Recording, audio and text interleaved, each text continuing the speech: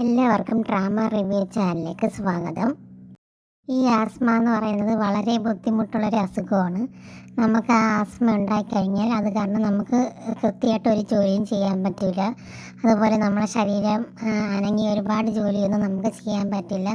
അതൊക്കെ നമ്മളെ ലൈഫ് സ്റ്റൈലിനെ ബാധിക്കും. അതുപോലെ തന്നെ ക്ലൈമറ്റ് ചേഞ്ച് ആകുമ്പോൾ ഒക്കെ നമുക്ക് ബുദ്ധിമുട്ടൊക്കെ അനുഭവിക്കേണ്ടി വരും.